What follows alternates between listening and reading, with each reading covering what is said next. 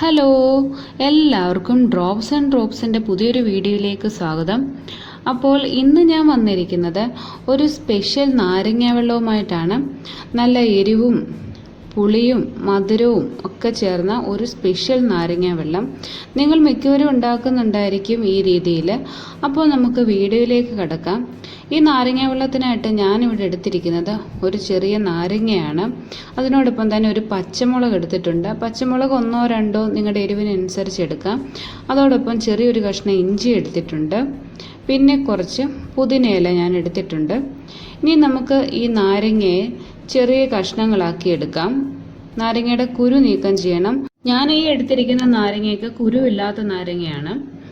നമ്മൾ ഈ മുറിച്ച നാരങ്ങയുടെ കഷ്ണങ്ങൾ ഒരു മിക്സിയുടെ ജാറിലേക്ക് ഇട്ട് കൊടുക്കുകയാണ്. അതോടൊപ്പം തന്നെ നമ്മൾ എടുത്തു വെച്ചിരിക്കുന്ന പുതിനയിലയും പച്ചമുളകും ഇഞ്ചിയും എല്ലാം നമുക്ക് ഇതിലേക്ക് ഇട്ട് കൊടുക്കാം. പുതിനയില ഇട്ടില്ലെങ്കിലും നല്ല ടേസ്റ്റാണ് ഈ നാരങ്ങ വെള്ളത്തിന്. പുതിനയില ഇടാതെയാണ് കുറച്ചുകൂടെ ടേസ്റ്റ് എന്ന് എനിക്ക് തോന്നുന്നു. ഞങ്ങൾ മിക്കപ്പോഴും ഇതുപോലെ നാരങ്ങ വെള്ളം വീട്ടിലുണ്ടാക്കാറുണ്ട്. നമുക്കിനി ഇതിലേക്ക് കുറച്ച് ഉപ്പിട്ട് കൊടുക്കാം. ആവശ്യത്തിനുള്ള ഉപ്പിട്ട് കൊടുക്കാം. ഉപ്പ് അധികമായി പോകരുത്. ആ എരിവും പുളിയും ഒക്കെ ഒന്ന് ബാലൻസ് ചെയ്യാനായിട്ട് മാത്രമുള്ള ഉപ്പ് മതി.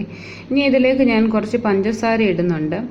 പഞ്ചസാര ഒരു ടീസ്പൂൺ പഞ്ചസാര ഇടുന്നുണ്ട്. പഞ്ചസാര അധികമായി പോകണ്ട. ഒത്തിരി മധുരമായാൽ ആ നാരങ്ങ വെള്ളത്തിൻ്റെ ആ ഒരു രുചി നമുക്ക് കിട്ടത്തില്ല. പിന്നെ ഇതിലേക്ക് നമുക്ക് ഐസ് ക്യൂബ്സ് ഇടാം. കുറച്ച് വെള്ളം നമുക്കതിലേക്ക് ഒഴിച്ചു കൊടുക്കാം, തണുത്ത വെള്ളം. അധികം വെള്ളം ഒഴിച്ച് ആദ്യമേ അടിക്കണ്ട. ഇനി ഇതെല്ലാം കൂടി നമുക്ക് നന്നായിട്ടൊന്ന് ബ്ലെൻഡ് ചെയ്തെടുക്കാം. നാരങ്ങയുടെ തൊലി ഇടുന്നത് കൊണ്ട് കയ്പൊന്നും നമുക്കില്ല. എല്ലാം കൂടി അടിച്ച് വരുമ്പോൾ നല്ലൊരു ടേസ്റ്റാണ്. ഇപ്പോൾ ഈ ഒരു രീതി നമുക്ക് കിട്ടിയിട്ടുണ്ട്. ഇനി ഇതിലേക്ക് നമുക്ക് ആവശ്യത്തിനുള്ള വെള്ളം ഒഴിച്ചു കൊടുക്കാം. നമുക്ക് എത്രത്തോളം വെള്ളം ആവശ്യമുണ്ടോ അതിനനുസരിച്ചുള്ള വെള്ളം നമുക്ക് ഒഴിച്ചു കൊടുക്കാം.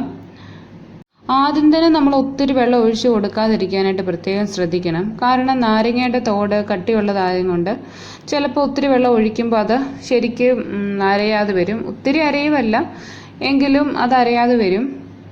ഇപ്പോൾ ഞാൻ ആവശ്യത്തിനുള്ള വെള്ളം ഒഴിച്ചു കൊടുത്തിട്ടുണ്ട്. ഇനി ഇതൊന്നുകൂടെ നമുക്ക് നന്നായിട്ടൊന്ന് മിക്സ് ചെയ്തെടുക്കാം. ഇപ്പോൾ ഇവിടെ നമ്മുടെ നാരങ്ങ വെള്ളം റെഡി ആയിട്ടുണ്ട്. നമുക്കിനി ഇത് നന്നായിട്ടൊന്ന് അരിച്ചെടുക്കാം. നാരങ്ങയുടെ തോടിൻ്റെ കയ്പ് ഒട്ടുമേ നമുക്ക് ഈ നാരങ്ങ വെള്ളത്തിൽ അറിയാനായിട്ട് സാധിക്കില്ല. പുതിനയുടെ രുചിയും മുളകും ഇഞ്ചിയും എല്ലാം കൂടെ ആകുമ്പോൾ നല്ലൊരു ടേസ്റ്റാണ്. സാധാ നാരങ്ങ വെള്ളം കുടിക്കുന്നതിലും കുറച്ചുകൂടി ഒരു ടേസ്റ്റ് കൂടുതലാണ് ഇതിന്.